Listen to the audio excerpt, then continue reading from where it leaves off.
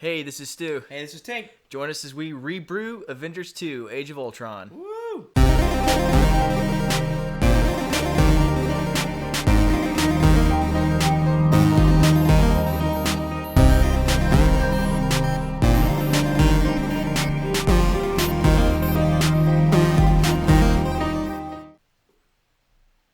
All right. I got my monster blood here. Yeah, monster blood's we're good. to go. Thanks to my girlfriend for making lots of monster blood for us here. Yes. This is what all's in here? Limeade, sugar, and vodka. Lots of Nice. vodka. Yeah. So All right. Hulk smash. Hulk I smash. should at this point I think I should say that Hulk smash is probably a trademark of Marvel Incorporated Yes. and should not be repeated at any point. Exactly. Except we're going to repeat it about 8 times during this review. When I get Hulk smashed. What else we drinking? this is We pretty got our ReBrew of the week is an American classic. It's been around from Pennsylvania since 1829, or so it says on the label, and it's Yingling Lager. Yes, Yingling. Don't let the U fool you. Yeah, It's pronounced Yingling. Youngling. Youngling. Lots of these were killed in that Star Wars movie. The Younglings. Anyway, we're already way off topic. Yeah, we are off topic, but hey, that's welcome to the podcast, and get ready for more of that. We are going to be talking about a few things today. Most specifically, we this weekend went to the midnight or as close to midnight release as we could get for Avengers 2: Age of Ultron, and Age of Ultron. I enjoyed it. I had a great time. I had a lot of fun with it. You mentioned something earlier today. You said something about the first movie. It was like 80% you liked or something like that. Yes, exactly. Okay. I had to see the first movie like 3 times in theaters because I had multiple friends pulling me this way and that way. Let's go see Avengers. Let's go see Avengers. I was like, okay, I'll go see it again. And the first time it was great. The second time I saw it, I got to the scene with the helicarrier fight where the Hulk goes crazy and all this stuff happens. I was a little bored, and then by the third time I saw it, I dreaded seeing that. Like that entire action sequence was just. It did nothing for me. Yeah. And I think most action sequences in general, I'm not a huge fan of unless they do something, I guess, clever or somewhat original with it. Yeah. This movie really did that a lot. So I enjoyed it. I appreciated was going into it, my biggest fear, because I knew how long it was. I'd looked up beforehand and I'd seen how long the movie was, and I was like, man, there's a lot of time in there. I'm worried that they're going to do the whole, we got to go our separate ways and we're not going to trust each other the whole time through. Yes. Granted, there was a little bit of that, but it wasn't nearly as big. It almost, in the first movie, that almost felt like the MacGuffin. Aside from the scepter, it was just this big, everybody's baggage felt like the MacGuffin going in. Yeah, and I guess it took that entire movie to, kind of everybody come to terms with that. Right. Well, and that was also a problem I had with that movie. And okay, I'm going to say now, I like Marvel. I don't love Marvel. I do think that Marvel's movies, for the most part, are better than DC movies. Oh my God. I'm a huge DC fan. By a mile. Yeah. I mean, my favorite DC movies, I consider them great. Like the Dark Knight trilogy, of course. Absolutely. Superman 1, Superman 2, the 89 Batman, all that stuff I really enjoy. Marvel movies, I feel, are really good across the board. Yeah. But over the past 3 or 4 years, I've gotten a little tired of the, I guess, formula, which is always, hey, here's this bad guy, he's got a thing, here are these good guys, they have to get the thing from the bad guy, or get the thing before the bad guy does. It's like watching a game of football. Yeah, it really is. it's football with superpowers. Yes. Which I honestly probably rather watch. Yeah, it'd be what's it called, Mutant League football. Yeah, Mutant League football. We could watch that. Hell yeah. For a couple of hours. But yeah, and that's another thing I appreciated about this movie was I felt like there was no, I guess, there wasn't a MacGuffin. There was no thing that everybody was trying to get, like both sides. It was really just them versus the bad guy. Who was a hell of a bad guy. Ultron is so far he broke into my list of top 20 villains, honestly. It was a lot of fun. But James Spader is just, I am a huge James Spader fan, and I had the misfortune. I'm going to say the misfortune. I love the Stargate movie.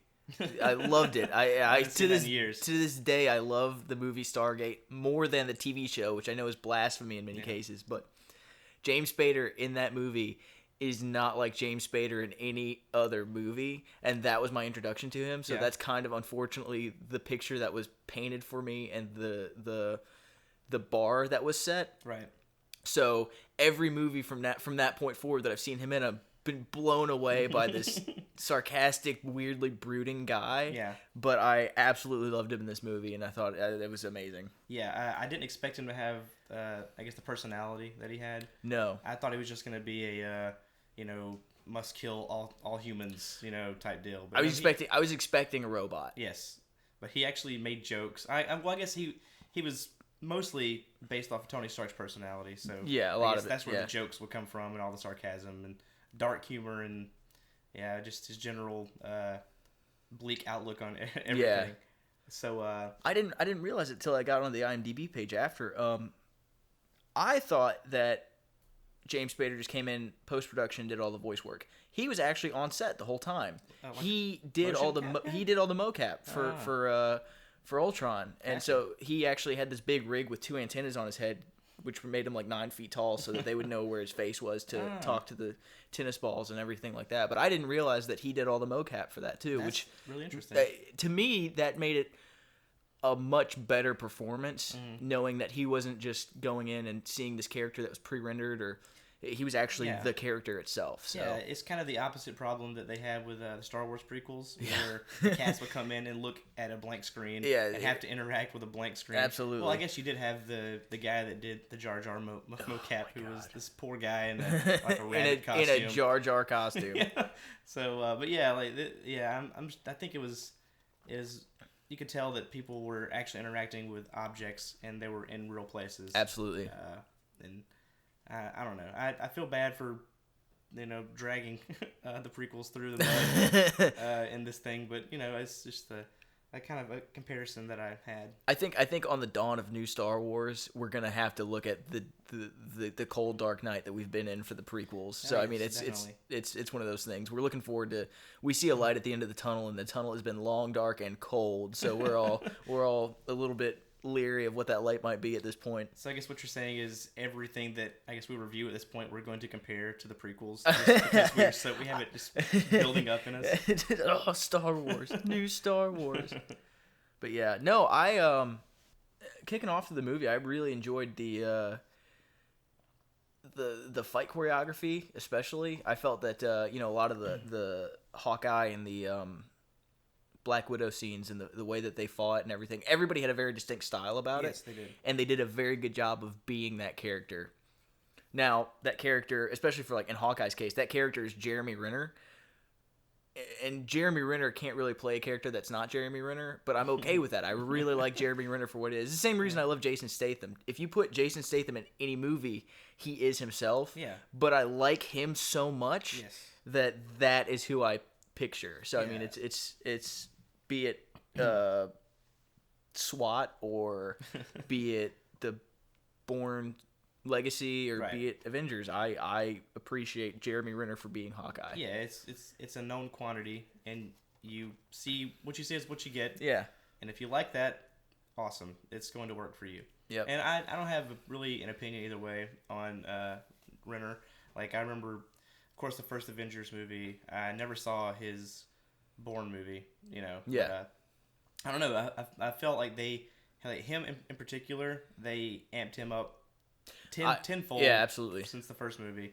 And he was actually probably my favorite thing about this movie. Yeah, which I did not expect. You and I both had that talk earlier where we talked about the scene where Quicksilver's running off into the distance and he's just like, I could do it. Nobody would know. I really apprappered that scene. That was the highlight of the movie. That was pretty good. I liked that he got to be, because I was afraid that he was. I was kind of afraid that they were going to edge a lot of him out. Yes. And just because you've got he and Black Widow are the two Avengers that have not had independent movies at this point. So these are just which helps their characters a little bit, because I can understand how we both have these kind of dark past and we've done some pretty shady shit. It's one of those things where it does help to create that mystery, but they're characters that I really want to know more about, and I like that they're doing more to push those characters in, and not just in a here's some backstory way, but you see his family, and you find out that he is a soldier who is dedicated to the cause. Yes. And he wants to help the others, and he's a motivating force for them. Which I can, being in the Army, I really appreciate seeing that kind of, because Captain America is he's the golden boy, and he's always I'm gonna do it because of this and this, and he looks so far into his own motivation that he forgets that other people are gonna have those problems, right? Where they're gonna be scared, or they're not gonna be used to being in that kind of situation. So he's almost put himself on a pedestal to where he can't really see the fog of war anymore. Yeah. But and seeing Jeremy Renner is like, hey, if you're gonna fight. If not, please stay here. Yeah, I can appreciate that. Yeah. See, and that's the thing too, is that he's just a human. Well, yeah. He is superhuman. Like he can do things with arrows that no human alive can do in real life. But in the movie, in that universe, he is just a guy. Yep. So he and I guess Black Widow as part of the team, kind of holding their own. Kind of you see Captain America as this. I guess he's like the ideal. Avengers, like what you want. You want superhuman strength. You want the ability to lead. You want the ability to strategize. Blah blah blah. But then you have like these guys who are just normal folks who are basically doing everything that Captain America does, except they're actually funnier in this movie. And I was fairly sure that they were going to kill Hawkeye off. They were I at some point in the filming there was a script rewrite. I feel like probably they were like, wait, we can't kill Hawkeye. People really like him. Yeah, well, like the first thing that happens to him is he gets like shot in the leg. So he's like, oh man, this guy's mortal. He gets shot in the leg. He's out for the fight. Yep. Then it's like, hey, look, this guy has a family. He has things that matter to him. He's got something worth living and fighting for. This guy's okay. So I was like, okay, this guy. He told his wife, I'm going to come back to you, I promise. Okay, strike 3. He's dead. I'm waiting for this to happen. And I was very happy that he didn't. I read, again, on IMDb, I read that some of the cast got called in for major reshoots, like close to the distribution, like weeks before the distribution of the film. I can't help but think that there is an ending that was already filmed out there where Hawkeye is dead. And that it tested so poorly. They were like, we cannot kill Hawkeye. Yeah. People are pissed. We can't do it. Yeah, which, that's like a very Joss Whedon thing to do, though, is like, just like find that one person that means a lot to everybody. Fucking bury him. I don't know if we can, get into Buffy spoilers or anything like that here, but, he did that multiple times there, and he claims in the first movie that it wasn't his idea to kill Coulson, but it probably was. But he didn't. I don't know. Like he did, but he didn't. I don't know. I don't know whole the Shield TV show, thing. I've not seen. I've not seen episode 1 of Shield. Yeah. So I feel like I'm in no way qualified to speak about it in any way. But I saw 3 or 4. It was decent. It was kind of like a Monster of the Week type deal, which you kind of expect that from a Joss Whedon show anyway. Yeah. But I hear it gets much better towards the end. Does it? Yeah, That's good. I don't know. I hear. What do I know? Yeah. Anyway, I really do appreciate the direction Marvel's heading, especially because I just finished up the Daredevil on Netflix. It's amazing. It's the whole season. There's not one episode I was just like, felt like it could have been done better. I've been like, this is what I would like to see, and I like that there's the family friendly Marvel Universe, which is the Avengers movies and things like that, but at the same time, one of the opening lines is shit. Yeah. I'm pretty sure I heard an F-bomb dropped at some point. I'm pretty sure I remember one, but I can't remember where. Did that? Okay. Maybe Robin can help us with this. Did Tony Stark drop an F-bomb in Avengers 2? Because I swear I heard it. I don't remember. Okay. I'm pretty sure there was one, but I couldn't tell you where it came from or when. It might have just been like some audience member. Fuck, man. Very excited about this movie. Oh, fuck, they're going to kill Hawkeye. Yeah. One guy very excited and just forecasting, like, oh, they're going to kill it. They're going to do it. It was like, don't go in there, Hawkeye. Don't do it. Where were we? Actually, we still haven't gotten past that first action scene. We kind of got hung up on Hawkeye. Yeah, which right. is okay with me. Yeah, it's a Hawkeye, man. It was kind of spoiled in the trailer. Are you looking up whether or not the bomb was dropped? I'm looking through the quotes right now to figure Gotcha. out where it was. Actually, Okay. you know what? I'll just go to the parents' guide and that'll tell me right there. Okay. But I will just talk about this quick thing. It was spoiled in the trailer. You know, the scene where everybody's fighting and they're all. You can tell they've been doing this for a while in between the first Avengers and this movie because they can kind of like play off of each other. Like Thor can hit Captain America's shield with his hammer. And Yeah, lightning bolt. I always called them combos because Yeah, that's what it is. I always felt that was pretty cool. Yeah, they use their you know, like I guess each like pair has like a combo, like a special thing that they've been working on or figured out they can do, and they do all this cool stuff, and they're blowing up soldiers left and right and shooting people point blank with guns. Yeah, there was a body count in deaths, this movie, which I always kind of appreciate in these kinds of movies because usually, you know, people are like, oh, I'm gonna use some rubber bullets, you know, and this guy is just knocked out for a little while. That or like you have the Zack Snyder Superman where a building is leveled and there are no casualties. Yeah, okay, we can do a whole show about Man of Steel at some point. But okay, according to IMDb, profanity. Shit is the first word spoken in the movie and is the only strong profanity used. Oh. Ass, damn, hell, son of a bitch, pissed off, and bastard are all said, and the insult dick is used once. I could have sworn I don't that know. could have just been in my head, honestly. Maybe it was like hoping that somebody would say it. Maybe there's just a subliminal, like for an eighth of a second, the word flashes on screen, and we all see it at a really intense moment, and we all just think it, not realizing it. Mm-hmm. Yeah, but no, that's wow. Interesting. I feel like we all had a fast one pulled on us. Yeah. Well, that could have been what that, you know, reshoot was for. It's like, we got to pull the word fuck out. I can't do it. We're going to lose PG-13. We got to keep those kids. Yeah, like in that first fight, you know, everybody's like doing all this cool stuff like combos, and then they all jump at the same time right into frame, and it goes in slow motion, and you see that awesome shot of every you know, Avenger like jumping into battle. Starting off with that, like I got a huge nerdgasm at that point. I was like, yes, that was great to see. That was I didn't expect to, you know, be like awesome like that. Yeah, they started off with it. It's like again Star Wars. It's like when that first Star Wars and then that orchestra screams at you. Yes. Like that is what I got with I've that. I've seen grown men cry even during at the prequels. You know, I'm sorry I brought them up again, but I was at the midnight premiere and you know the Star Wars pops in and the first like chord hits. Yeah. And the guy beside me, I don't even know who it was, some stranger. He was like wiping his eyes. And I was like, "Are you sad because of what's coming after this, or are you happy because of the Star Wars logo?" But yeah, that was kind of a similar moment. I wish anything made me as happy as that guy was during that opening sequence. So at this point, they haven't gotten the rod yet, whatever it's called. Yeah, Loki's staff. Staff. Yes, that's a word, that word for rod. Yeah, yeah. They're at the end of Winter Soldier, Captain America, the Captain America's sequel. You see the Collector handing over the Loki staff to some German Hydra scientist. I actually forgot all about that. Yeah, that was the end of that movie.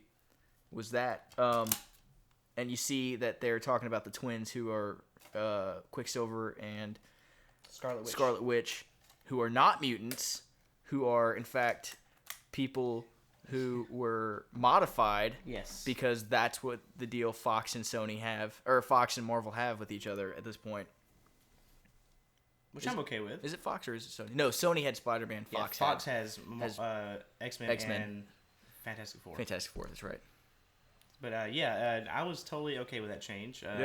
Actually, I was a little worried about Quicksilver because I saw Days of Future Past, and I don't know if you saw it. I did. But the Quicksilver scene in that, you know, like the big action Quicksilver scene. Yeah, where they're playing time in a bottle as he Yes. beats up guys in super fast motion. I love that. It was a beautifully done scene. I was really happy with that. So I was like, there's no way that they're going to be able to, you know, top that in this movie. Even though I trust Joss Whedon, but you know, I'm not a big Aaron Taylor Johnson fan. I felt like, okay, Metal Gear Solid 2, Sons of Liberty. Sure. We're gonna go. This is how I felt. Is in that game, and you start off, you're playing a Solid Snake, and you're kicking ass and you're going through the tanker, and then you beat that mission, and then 2 years later, you are some skinny dude with blonde hair who runs around and holds his junk in the nude. Yes. Which was an entertaining part of that game, don't get me wrong, but I came because I wanted to be Solid Snake. Yeah, I think most people did.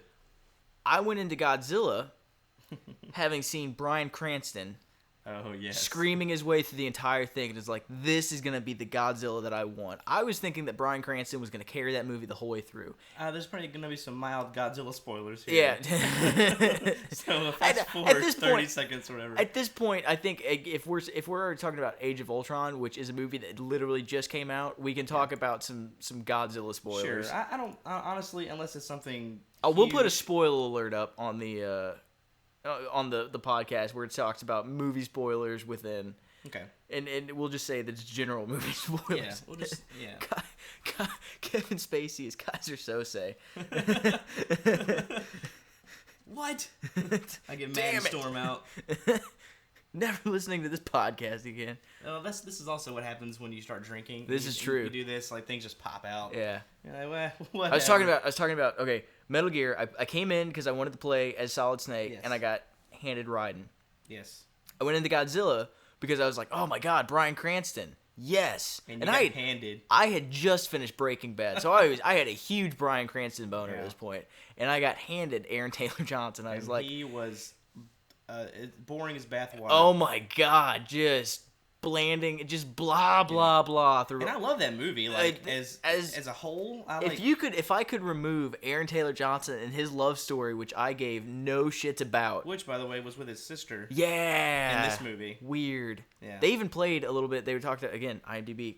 I love that resource. They talked about how, without telling anybody, they played into their characters the idea that they had been at one point incestuous. Okay. I mean, I knew that in the comics at some point. Yeah, they had like a little sexy time occasionally. Yeah. But whatever. Where are they from? Middle Eastern country that isn't real. Oh, so it's like freaking Wakanda. Yeah. But not okay. Anyway. Yeah, so I was kind of worried about him, but he surprised me as well. As Quicksilver, I was much happier with him as Quicksilver than I ever was as whatever his name was in Godzilla. Yeah, I don't know his name either. Yeah, so that's Godzuki. Was that his name? Shout out to Hanna-Barbera. Kings Island. That was a fun time. He had some really really cool scenes. Not honestly. I mean, not as good as the Days of Future Past. No, but still the comic relief. Yes, to a pretty good degree. He was able to play his character well. Yeah. If I could talk about Iron Man, because I brought this up earlier. Iron Man 3, and again, please, if there is, we'll have a page set up with comments and everything like that. Please let me know where I'm missing out on so I can go back and fill myself in.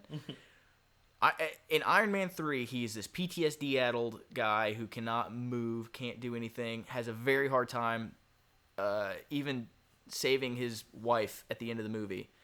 At the end of the movie, he kind of gets past it, and he destroys all of his Iron Man suits, and he's like, oh, I'm done. Jumps right into Avengers 2. I'm kicking ass, taking names throughout the whole thing, acting like none of this ever happened, and I feel great. I'm wondering, it feels like there's an Iron Man 3.5, an Iron Man 3.5 that we're not privy to. Yeah. What happened in the time between Iron Man 3 and Avengers 2? I mean, it's kind of possible that we'll get some kind of flashback scene in like a later movie. I doubt it. But, I mean... in my personal opinion, I think that the Marvel powers that be saw what Iron Man 3 was, and that was a Shane Black, Lethal Weapon type movie. You know what I mean? Like, I guess kind of heady, tortured hero black kind comedy of thing. That he wanted to make, and then they were like, okay, that kind of happened, but not really. Yeah. So, we'll they could kind of like play around with it. I really enjoy. Again, I've been in the military for almost a decade now. Yes. I'm knocking on 9 years. I've been to Iraq. I've been to Afghanistan. I myself am diagnosed with PTSD. So seeing a character who was having those problems and having those issues and couldn't didn't know how to face it and was going through that struggle, I appreciated seeing, because and I'm sure I've talked to other vets who have said the same thing. They like seeing that kind of realistic portrayal of PTSD in something that's also fantastical. And I thought that brought a really good depth into his character, into the character of Tony Stark. And I was a little bit sad, not necessarily to not see it. Like, I'm glad that he's been able to move on, but I wish they had talked about that moving on process a little bit. And like, it was just a head scratcher for me. And I couldn't quite get over seeing him broken down in front of that little kid, just like, I can't do this, and then moving on to let's go kick Hydra's ass kind of thing. Yeah, they sort of played around with it a little bit with, like, you know, his vision of the possible future or whatever it was, where he sees that he caused all the Avengers to die, and so he, you know, felt, I guess, that he could. Well, actually, he was the one that he saw the big thing that came out of the hole in the first movie. The big wormhole that he threw a nuke into. Right. So he was like seeing all these things that obviously gave him trauma, you know, and so he, you know, put that together with Avengers dying, and he was like, wait a minute, I have to do more. I have to stop this, because I guess he still felt, I guess, responsible. Fairly, all the stuff. Which bad on Scarlet Witch. She never, at no point did she ever go back and like, I'm sorry that you guys all saw that. Yeah. I can totally put happier images in your head if I want. She's probably not sorry. That's true. To be honest. Yeah. She's like, you know, I guess she and Quicksilver were both still kind of dickish towards Stark. Even at the end when they're in the Avengers, which is good. I like when characters are jerks and not all happy good guys all the time. All right, so speaking about sequels, I like that you brought up Shane Black. By the way, I'm a big fan of everything he's done. Did you know he got his start? This is just an aside. Did you know he got his start on Predator? I did not. That was his first movie. He was the guy who tells the pussy joke with the big glasses. Oh, really? Yeah. So he's actually an actor. He was an actor before he was a writer. He did that, and he enjoyed the movie making process. This is okay.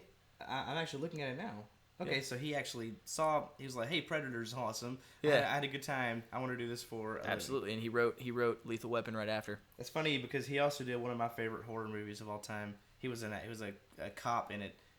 He was in Night of the Creeps. Okay. I haven't seen that one. And that obviously didn't spark his interest in being a filmmaker. I need something real. I guess you can't take a movie seriously where little black slugs shoot into your mouth and turn you into zombies. But they're creeps. Yeah, they are creeps. Where were we? We had just finished talking about Iron Man and his demons. All right, so but yeah, moving forward to that, the characters, I really enjoyed them. I thought that they did a really good job as a team, bringing everybody in. I think that there was a lot of I liked. There's the whole Thor's hammer scene where they're trying to pick it up. I thought that was a really good scene. Oh man, like when Cap tries to pick it up, it wiggles in Thor's face. But oh man, that was a really good job of acting on Chris Hemsworth's part. Yes. I thought that was really good. And that, I mean, actually, Cap didn't really do a whole lot in this movie, like as far as, you know, like moving the plot forward. Which I appreciated because you know, he was just coming off the heels of Winter Soldier. Yeah. So I think that they were trying not to have. If you look at Captain America 1 and 2, he's a great actor, and he is such a larger than life character. Whenever he is on the screen, you're always looking at him. Right. And I mean, granted that it's Captain America, but he does such a good job with it that I feel like if he did, he could carry the plot if he wanted to. Right. But it would make the entire team absolutely. Why are they even here? Meaningless. Which I mean, that's a problem a lot of people have with these Marvel movies post Avengers anyway. Yeah. Is when like there's this huge problem in New York City or whatever, and only Captain America is on the job. Like, where are the rest of the Avengers? Which I mean that's a comic book problem too. Yeah. Like you can't have all these individual storylines from individual comics going, and then expect like the Avengers to always show up to solve every single problem. I understand that.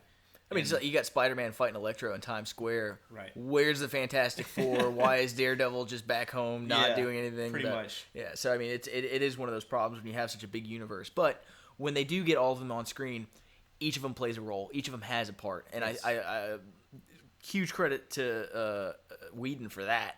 He's a master at that. Actually. Yeah, and that's he's not coming back to do Infinity Crisis or Right. I think Civil War. He might be a little bit Marvel movied out for now. He's more than burned out, and he's done an amazing job to set up the universe as he has, and I absolutely think that as long as they get a good director in. Yeah, I'm pretty sure. Let me see. I forget the guy's name that's directing the.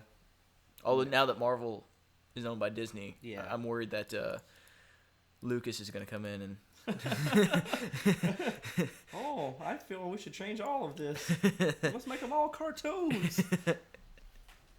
Oh God, I would throw myself off the smallest building again and again until I had brain damage. Yeah, there's not enough scenes of Avengers stepping in piles of doo-doo and talking about it off camera.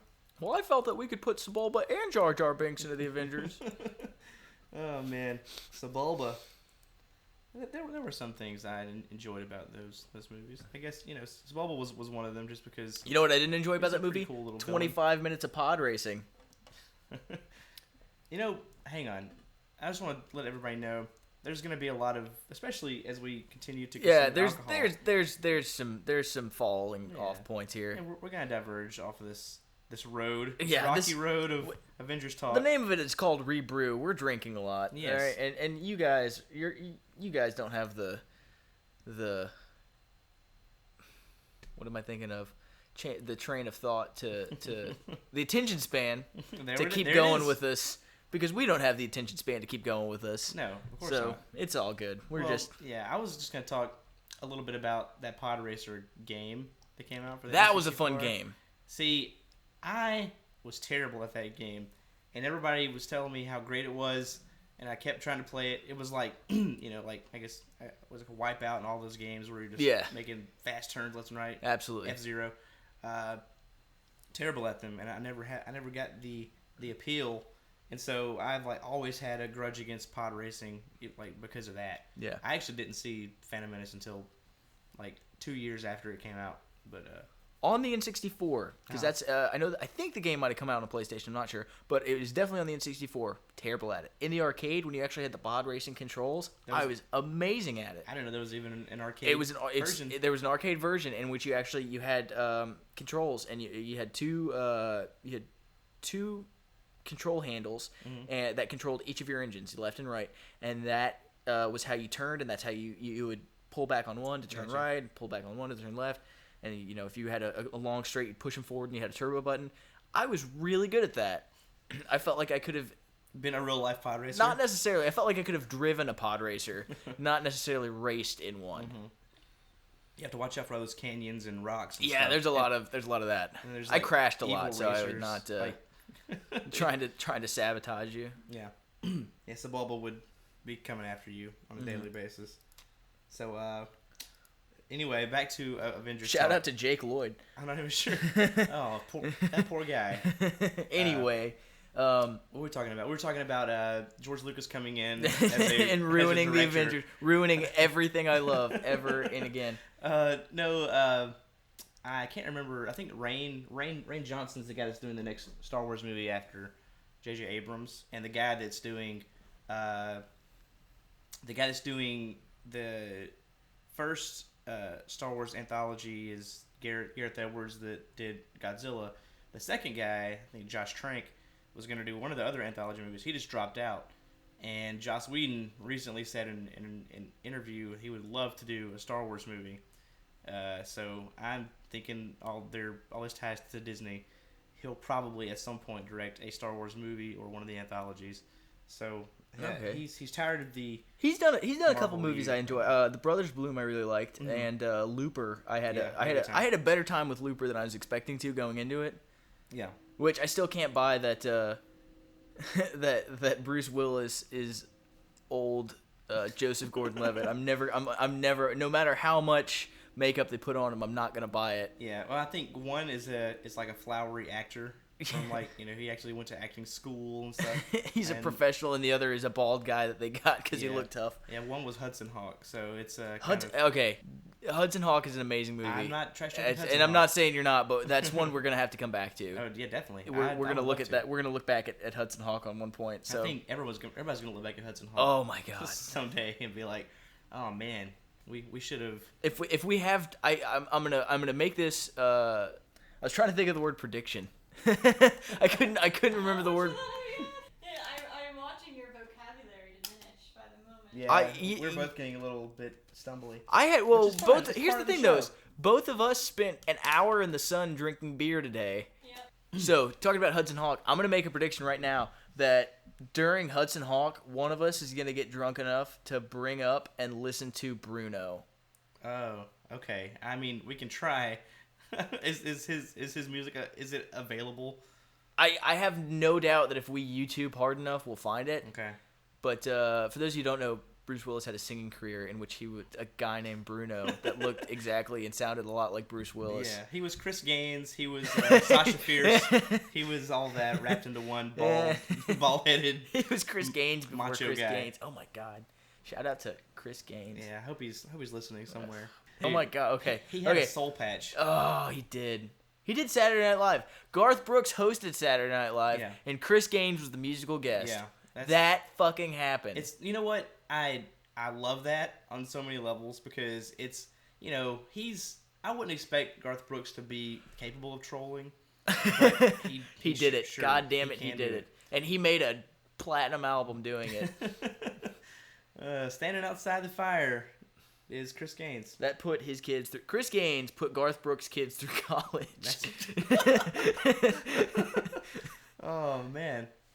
The Ultron v Jarvis bit was pretty cool. Yeah. I liked. I think Paul Bettany is one of my favorite actors ever. Right. James Spader is another one of my most favorite actors ever. Mm. The fact that those two were sharing screen time and actually engaging in that way was pretty cool to me. I feel like if I hadn't known that Vision was going to be in this movie, because he was in the trailers and I'd heard about him. I didn't know. Oh really? I actually when he popped up, I wasn't sure if it was Vision. Like I wanted to believe that it was, but again, my Marvel knowledge is kind of shaky. Yeah. So I was like, I think that's Vision, and then the whole time I was like, I don't know though. Did you get I guess like a little emotional when Jarvis gets like? I felt really sad, Yeah. like because Jarvis is just a computer. I'm doing air quotes here, just a computer. Yeah. But at the same time, he's a pretty awesome computer. Yeah, I mean, okay, they keep talking about in this movie, which I guess is a problem for me, but not a huge problem, is that they're like, oh, you're going to invent AI. And I was like, Jarvis was AI what do you call for 3 Jarvis? movies. Yeah. He's having conversations with you and like making jokes and stuff. He's kind of bitchy at some points. Like that's pretty AI worthy to me. He truly is. And so it and then like at the end, okay, Jarvis gets zapped, you know what I mean? And he's like, okay, Jarvis is trying to talk reason to Ultron. Yeah. So Jarvis he's thinking, so he's AI. Then at the end, when Jarvis was able to scramble himself back together and hide himself, yeah, and at the same time as hiding himself, keep all the nuclear weapons out of Ultron's hands. Right. it's like this dude's AI. Yeah, right? Yeah, he's freaking Steven Spielberg AI, like in this computer. Shout out to Haley Joel Osment. And so it's I don't know, I liked it, but it was I mean, I didn't get sad because I knew he was coming back. But yeah, I could hear sniffles actually in the audience. When could you? That's pretty good. I didn't go that far. I was like, oh, I kind of liked him, but I chalked it up to, well, I knew characters were gonna die. Mm-hmm. Coming into this, I was sure people I was attached to were going to kick it. Yeah. So I figured that was gonna be it. Yeah. I mean, it's like I said, I thought it was gonna be Hawkeye. Didn't happen. Jarvis really didn't happen. Actually, Hulk. I thought he might be one to bite it, just like an out of the blue type deal. You know what I mean? Because they're talking about his, I guess, demons and how he can't be with her, but then they, I guess, both kind of agree to, hey, let's just run off together. Let's try it out. I was thinking, okay, one of them is gonna, eat it or something. Something is going to happen. And again, I think during those reshoots, like I would like to see a pre-release copy of what the Avengers was gonna be. Yeah, I'm interested to know what those reshoots like because we could both be completely wrong. It could have been positive that we're wrong. Yeah, it could have been just like, oh man, this footage got overexposed. We're gonna have to reshoot this bit. Like, cool, whatever, got it. But like, I want to believe that. Okay, so we were talking about the Nolan verse, Dark Knight, the last movie. The Dark Knight Rises. Yes. I am fully and wholly and totally convinced that Chris Nolan killed Bruce Wayne in Batman. Yeah. And then somebody in the studio, some studio exec came in and was like, you can't do that. Yeah. Has to have a happy ending. I think that happened as well. Especially since I read that the first draft of Dark Knight Rises was 400 pages long. Jesus. So that was a 4-hour long movie around, which I would have watched. I just sat through the entire thing. But yeah, I totally agree. I feel like there was studio involvement there. Yeah. Marvel, you know that they get involved. They kicked what's his name, Edgar Wright off of Ant-Man. Yep. So of course they're gonna meddle. So they well, I probably mean, you've got Marvel Studios, you've got Disney, and you've got Joss Whedon all having their idea of what this is going to be in the end. And we could have had Ed Norton in the mix as well. Oh my God! Yeah, right. I'd love to see him try to American history. I would like to see. I would like to see Joss Whedon put his foot down on Ed Norton trying to step into the editing room. Are you saying put his foot down on Ed Norton's head on the curb? Yeah, right. He would. I have no doubt that Joss Whedon would have taken Ed Norton to the mattresses. Like he'd have beat the piss out of him. Yeah, I have no doubt about that. I mean, I don't know about like a physical beating because Joss is kind of a. Joss is a little bit doughy. He is doughy. he is a nerd's dream, but he is definitely a nerd. Like he's a little pudgy, he's a little pale, he's kind of bald. He's definitely not movie actor cut Ed Norton, who's made fucking Fight Club and American History X. And I read a quote where like some guy said that Joss Whedon looks like a Pendleton Ward drawing come to life. Shout out to Pendleton Ward. But anyway, yes, I feel everything it kind of Hulk and Black Widow. I thought that something might have happened there. I'm glad it didn't. I guess. Hulk's my favorite Avenger. He arguably had the best parts of the first movie. Absolutely. So I was thinking they were gonna kind of subdue him in this one, which they did. He didn't do a ton. Like he had like a couple of Hulk freakouts. Yeah. Which they were entertaining, but nobody died. For some reason, Black Widow is always able to just hold his hand and bring him back to Bruce Banner land. Yeah, pretty much. She always calls him Big Guy. Big Guy. Like over and over again. Sun's getting pretty low, Big Guy. Yeah, and I guess that kind of does. You were talking earlier about how you feel like Intelligent Hulk is going to make an I think that based off of just the Hulk's demeanor and attitude as he is flying off at the end, that there's gonna be. I'm hoping we see Intelligent Hulk, like Planet Hulk, Intelligent Hulk, kind of coming in. He's calm. In Hulk form, just sitting there like watching the sunset. He's like sad. And he's still Hulk. So I mean, that's actually that's a progression for him. It is. We haven't gotten in Ang Lee Hulk. We didn't get it in Ed Norton Hulk. We didn't get it in the first Avengers movie Hulk. To be fair, we didn't get much Hulk in Ang Lee Hulk either. That's true. We got a lot of the guy from Eric Bana. Yeah, the guy from Sweet Home Alabama constantly yelling at him. Yeah, Lucas, whatever his name is. The voice of Home Depot. Wait, is that who that is? That's who that is. He's the voice of Home Depot. He was an asshole in American Psycho. No, and then he was, wasn't he? He was. Bryce. His name is Bryce. Bryce. Okay. He was Bryce. Okay. And then he went on to Sweet Home Alabama, and then he went on to Ang Lee's Incredible Hulk. Ang Lee's Not So Incredible Hulk. Yeah, which Ang Lee is an Oscar-winning director. Beautifully shot film. But he couldn't make a Hulk movie. He should never have been around any kind of comic book movie. Surely someone can make a good Hulk movie, right? It hasn't happened yet, like a Hulk, standalone Hulk movie. I had more fun watching the TV show than I ever did the movies. Really? For Hulk. Like, I like Hulk as part of the team. Yeah. But Hulk as a standalone character, I have a very hard time. Well, they were, like, brilliantly cheesy. Like, good cheesy. Yeah, that's true. TV show. Yeah, that probably is the best incarnation of the Hulk in, any kind of Hulk starring feature. You know what I mean? Yeah. I mean, I guess the Avengers Hulk the first time around was probably the best thing Hulk's ever been in. Like, he got his best action. Absolutely. In that, and but yeah, it'll be hard for him to carry a movie. Maybe I don't see any more standalone Hulks happening. Probably not. Especially since what's his name, Mark Ruffalo is aging. Actually, the entire The entire cast cast is is aging. aging. They're all people of a certain age, but Yeah. they're all really pretty people of a certain age, so that that's- helps. That's true. And that plus, carries you them can a do a while. lot with makeup and CG too to keep them young. Absolutely. But I think Robert A. Jr. is done pretty much. Captain America after the next movie is done pretty much. Ruffalo probably can't last much longer. He looked really old in this movie. Well, I think a lot of that was on purpose, just because throughout a lot of this movie, Hulk is especially tortured because there's that whole there's a scene where they first encounter the twins. They first encounter Quicksilver and Scarlet Witch, and Quicksilver just hits him a bunch and goes off and does his thing. But Scarlet Witch gets in everybody's head. Yes, she absolutely brings the fight. They're in Wakanda because they're trying to get their hands on more vibranium. Yes, and they also want to set up the Black Panther movie. Correct.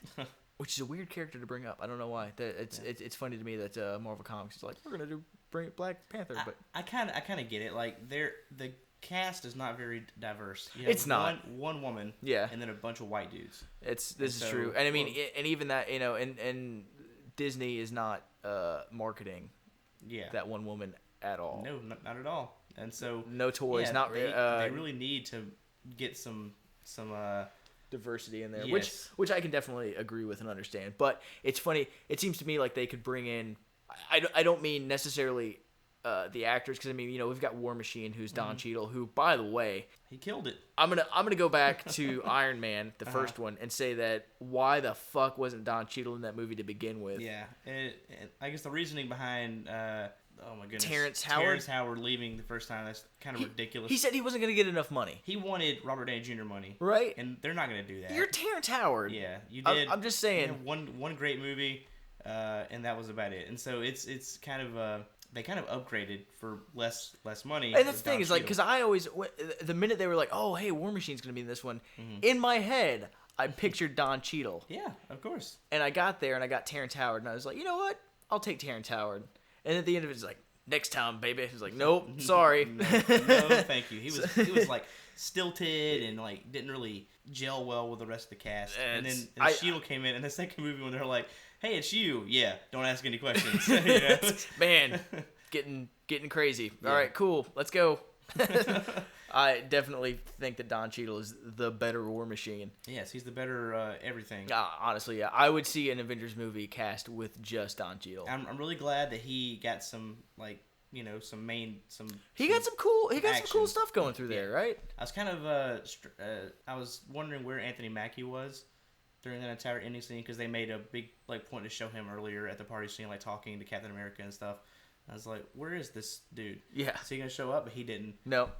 But that's okay. I got War Machine, and that was all right. War Machine was good. And Hulk had some decent action.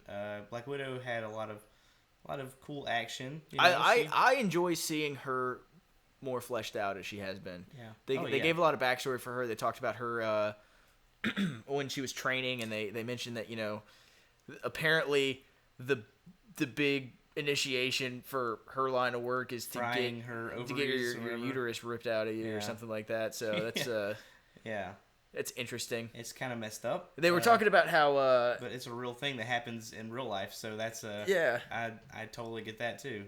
They were talking about I'm giggling at this like I shouldn't be. They were talking about how Black Widow's sterile anyway, and I was sitting there, I was like, Bruce Banner is most likely sterile. with the amount of gamma radiation he took, he's probably sterile. Yeah. I mean, he turns into a giant Hulk creature when he gets a little bit upset, a little bit irked. I would think that also you're sterile. I think that if that is your only health effect, that you turn into the giant Hulk monster when you're a little bit upset, that's not quite enough. They also I never thought about it until just now, but they haven't even mentioned Betty or any of that stuff. So as far as the Marvel universe is concerned now, he's single. He only hangs out with the Avengers and hides out. There is no more Betty. There's no more U.S. military coming after him. It's kind of weird because that was the Hulk movie was the first Marvel Universe movie, right? Maybe. Well, I mean, I don't know if it counted at that point, right? But there was an after credit sequence in which Nick Fury walks in. In the Eric Bana one? Not in the Eric Bana one. No, that didn't count. Are you talking about? I'm talking about Ed the Norton Edward Hulk. Okay. Ed Norton Hulk was the one that set up the rest of the Marvel Universe movies. I thought that Iron Man was that because Iron Man has a chat with Nick Fury. He does. But I want to say, because at the end of the Ed Norton Hulk movie, let me pull this up on IMDb and see what's going on here. I want to say, but yeah, I remember, maybe it was Iron Man that walks in, but there's an after credit sequence in Hulk. Oh yeah, Iron Man talks to no, it's not Hulk. He talks to General Ross. Right. Yeah, so Iron Man comes in, talks to General Ross, and there you go. Hulk. But in Iron Man, it was Nick Fury coming in and talking to Tony Stark. Yes, that's right. Okay, that's what I was having trouble with. Okay, yeah, I mean they were so close to one another. Yeah, and those scenes are so similar. Yeah, it's like that scene in which was it the X-Men First Class when they're trying to recruit Wolverine. Oh yeah, they give Wolverine the one F-bomb in X-Men First Class. He's like, fuck off. Yeah. And so I kind of get that a little confused for some reason because they're very similar scenes. Mm-hmm. But yeah, and so Scarlet Witch fucks with everybody's head, and they all see these crazy visions and shit like that, which I feel like is a pretty good ability. Like she absolutely decimated the team pretty well. She's a little overpowered. That's okay. A little overpowered, but within the universe, I feel like her being overpowered in that one way is a good foil to the other team of overpowered people that she's going against. I mean, I guess it makes sense in that way too. You know, she meshes well, like power wise with them. Yeah, it's not like I'm a big. I said I was a big fan of DC, the Justice League. Superman, he's overpowered. That's the one problem I have with DC is that when you make a character absolutely indestructible, there's no more. Right. I am completely. I no longer relate.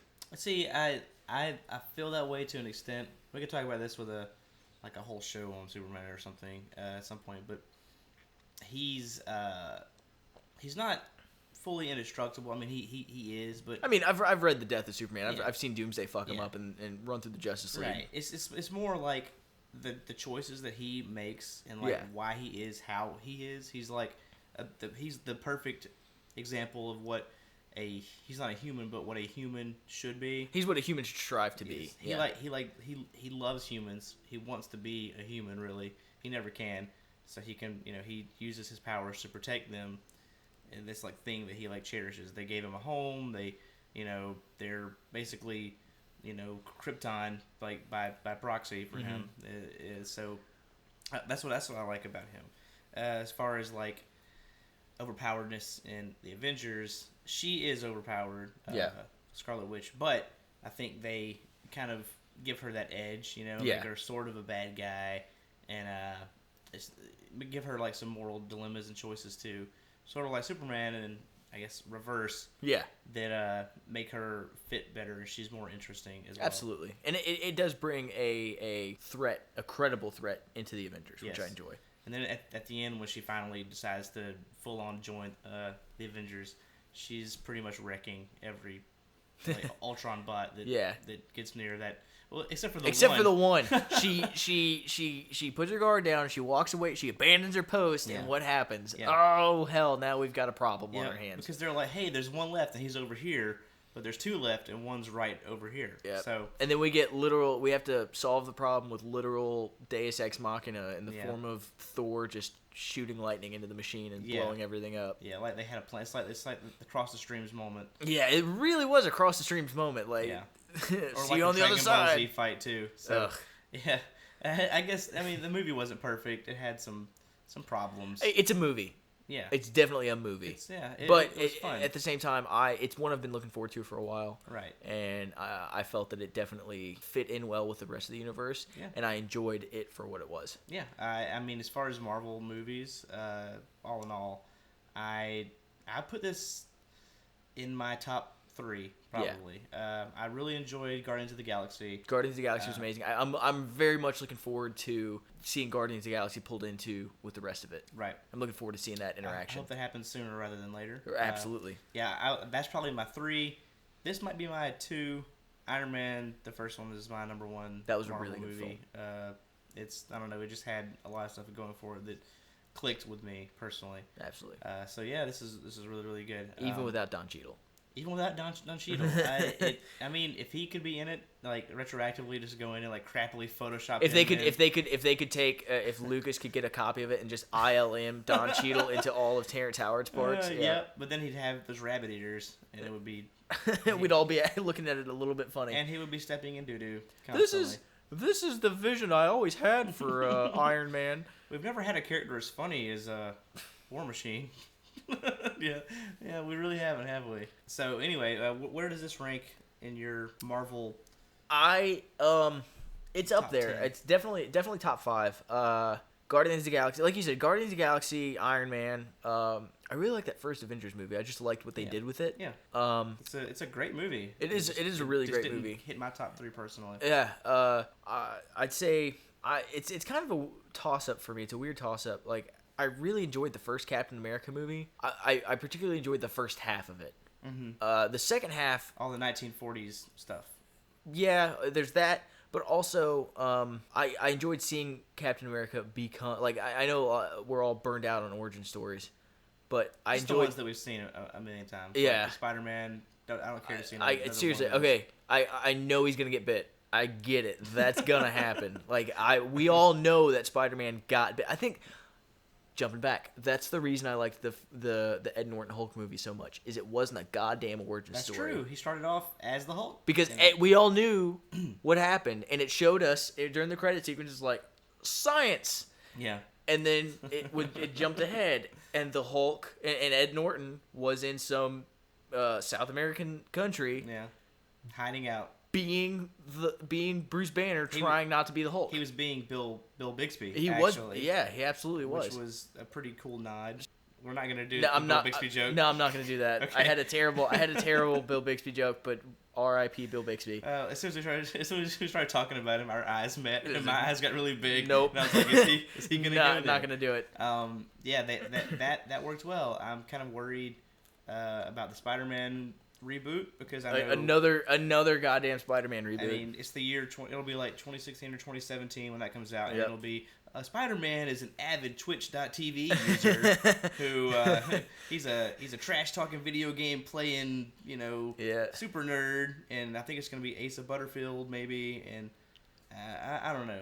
I'm constantly worried about Spider-Man because I don't know, man. I feel like there's not been a great Spider-Man movie yet. I liked Andrew Garfield more than I did Tobey Maguire. Yes, that's not hard to do, in my opinion. Yeah. I think that Tobey Maguire is the better actor overall. Probably. But I don't feel that original those 3 Spider-Man movies, especially the third one. Yeah. God damn it. Were what they needed to be or should have been. I mean, this has been gone over to death, I'm sure, but I feel like in that third movie, I saw Topher Grace as Eddie. Oh, okay. And then I saw what's her name, Gwen, Bryce Dallas Howard. Yeah. I don't know which order that's in.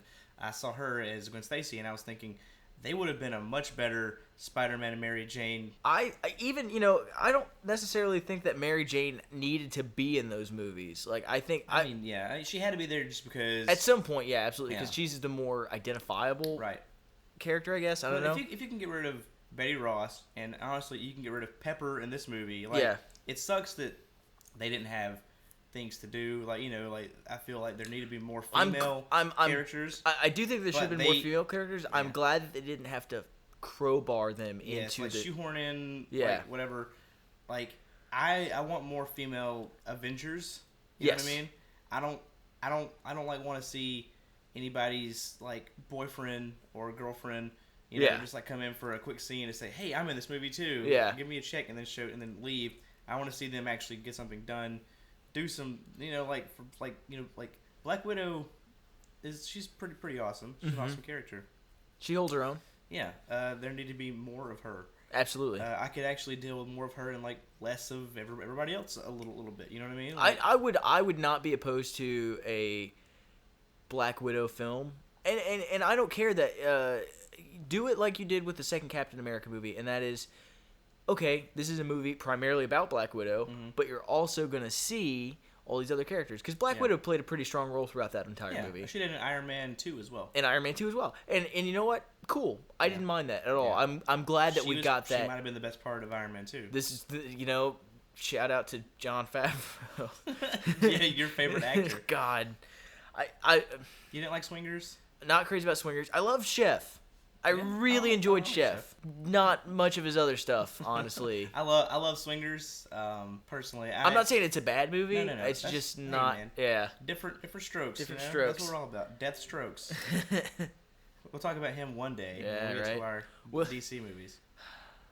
I guess we can kind of wind it down here. So hang on. Plot summary for if you didn't see the movie for some reason. If you have not seen the movie and you're listening to this, you sure to get a long way. You're not getting what you need. This is not a good Cliff Notes version this is of like, this. hey, here's all these characters we like. That there's a plot in there somewhere. We talk about it kind of. And then wild tangents. Yeah, and then it's over. Let's talk about Pod Racer. And so, it was basically Ultron goes crazy, wants to destroy the world. Kills Jarvis. He wants to kill humans. Yeah. Basically, because humans are the worst. And so he doesn't succeed. But I felt bad for him. Like. I felt that he was a very identified. He wasn't just a villain. He wasn't just this big. He wasn't just this mustache twiddling, tying a damsel to the train tracks villain. Right. He was a tragic hero. Yeah. Not a tragic hero, but a tragic villain and a very sympathetic villain, which is always what I want to see in my villains. Yes. I want to see a bad guy that I'm like, oh, I can almost see your point of view, and that scares the hell out of me. Like some multiple, I guess, dimensions. Like. I kind of sided with Bane a lot in Dark Knight Rises. I could see where he was coming Bane from. Fan. I was like, hey, you know what? All right, I would try to blow up Wall Street too, maybe. If I was an evil Shout guy. out to the NSA. Yeah, I'm not going to do that. I said if I was Bane, I might in a fictional universe. So anyway, they fight Ultron. Yep. Of course, he's dying. I really enjoyed the part where Vision is like, hey. I could tell you're scared. Yeah. And so I was like, there was a really nice exchange between actually face to face. It was Ultron and the Vision, but it was also Jarvis, Paul Bettany, and James Spader, who again, two of my favorite actors, sharing screen time face to face. And actually, I hesitate to say it, but to me, it felt very Shakespearean. Well, yeah, it definitely was. Absolutely. Which you add into that too that. Both of those characters are both Tony Stark as well. Yes. So it's like these two different sides of Tony Stark who are like fighting each other for the entirety of the movie, plus the real Tony Stark in the middle. Then at the end, the two extremes like this, dark, bitter Tony Stark and the hopeful, able to get things done, brighter future. Yeah, Tony Stark like meet together and one actually, like blast the other one into oblivion.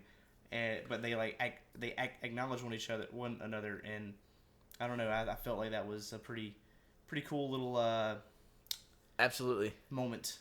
I'll say I really appreciate it. I think that there was more of a reverence for Ultron, and I don't mean necessarily within the movie, but making the movie, because he is. You see his robot horde getting blasted, but then there's the last one. Mm-hmm. In which is the only one that's housing Ultron himself. Yeah. And you've seen these robots getting ripped apart through the entire movie until the last one, and it's an off-screen death. And I'll say that he earned that off-screen death. Yeah. He definitely earned the peace that came with his going away, I guess. Yeah. And I felt like that through the whole movie. Like at no point did I hate Ultron. I could see his side. I just didn't agree with it. Yeah, and that was whole. I loved it. I loved that they brought that. I never hated character. It either. Yeah, he was very sympathetic. He was just fun to watch. Actually, like everything that he did and said, I was like, okay, this is awesome. Absolutely, he was one of the most entertaining parts of that movie to me. Yeah. I felt like he should have gotten a little bit more time. Probably, but then again, you see like all the different characters they were trying to weave through. Oh yeah, so and I understand why. I just wish he could have. I'd have sat through another 5 minutes of that movie to see him get a few more scenes through it. We barely talked about Vision.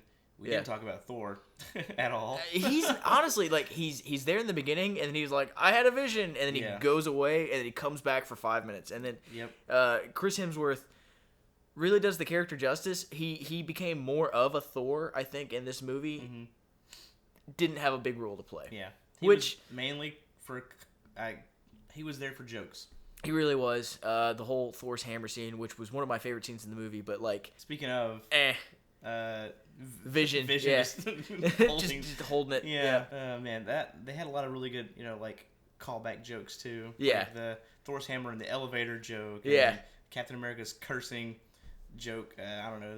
It all just worked very, very well. They felt not necessarily like a team. They were a team. Like there was, I shouldn't say that, but they did feel there was a certain friendliness about it that had been lacking in all the other movies. Yeah. So I like that they've been able to establish that there's a relationship there where they can do that with each other. And at the same time, you can see the cracks in the foundation. Absolutely. That's going to lead to all the Civil War stuff as well. So and they're doing a really good job of broadcasting that. Yeah. Which I'm happy with. So it'll be interesting to see where they go from here. Absolutely. Looking forward to it. Yeah. Overall, I'd say great movie. Love it. Definitely recommend going and see it. If you've made it to this point of the podcast and you haven't seen it, I saw a 3D version. Did you see 3D or 2D? Yeah, I saw it in 3D. 3D, it was neat. Didn't really do much more for it. The best part of seeing it in 3D was seeing the Jurassic World trailer in 3D. Which That looked honestly, really good in 3D. Okay. Nothing against the Avengers. The Avengers is not a movie that needs to be seen in 3D. We saw it in 3D just because it was the showing that everybody could go to. Mm-hmm. Jurassic World, I will be seeing in 3D. Yeah. By God, I was impressed actually. At Absolutely. how good it looked. Because usually 3D to me, outside of Avatar in the theater, I haven't been overly impressed with it. Maybe like a couple of like Pixar movies I saw in 3D that look really good.